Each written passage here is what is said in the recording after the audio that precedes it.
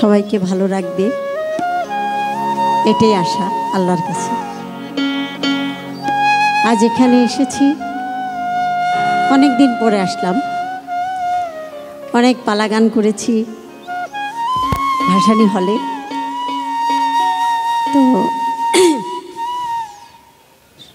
এখানে আমার যে দলবল থাকে, দলবল ছাড়াই এভাবে আমি আসলে গান করতে পারি না এবং করিও না, কারণ যার যার একটা দলবলের একটা বলতো আসি। তো তারপরে এখানকার যখন শুনেছি যে আমাদের পুরাতন একজন বড় মানের নেতা, মজলুম জননেতা আব্দুল সালাম পিন্টু সাহেব, তার সম্বর্ধনা, এখানে তো আশা লাগে, সবাই ভালোবাসে, তার প্রতি শ্রদ্ধা জানাই।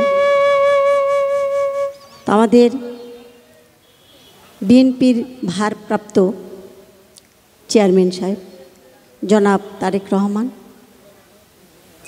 তার প্রতি আন্তরিক কৃতজ্ঞতা ভালোবাসা রাখি, যিনি এই প্রথম আমাদের দেশের সকল বরেণ্য শিল্পীদেরকে নিয়ে সবার আগে বাংলাদেশ বিজয় দিবসে কনসার্টের আয়োজন করেছেন। এত বড় আয়োজন ইতিপূর্বে আর বাংলাদেশে কখনো হয়নি। তো সেজন্য কৃতজ্ঞতা জানাই।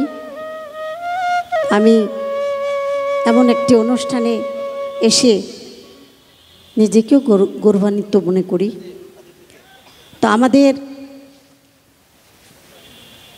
এই সংস্কৃতি, বাউল সংস্কৃতি, ফকিরানা ঘরানা, দেশের সংস্কৃতিকে যে লিড দিচ্ছেন আমাদের সবার প্রিয় সুলতান সালাউদ্দিন টুকু ভাই, যে এই অনুষ্ঠানের অলংকার এবং আমাদেরকে আমন্ত্রণ করেছেন, আমি তার প্রতিও শ্রদ্ধা ভক্তি রাখি। সকলের কাছে দোয়া চাই আমি যেন ভালোভাবে দু একটি গান করতে পারি।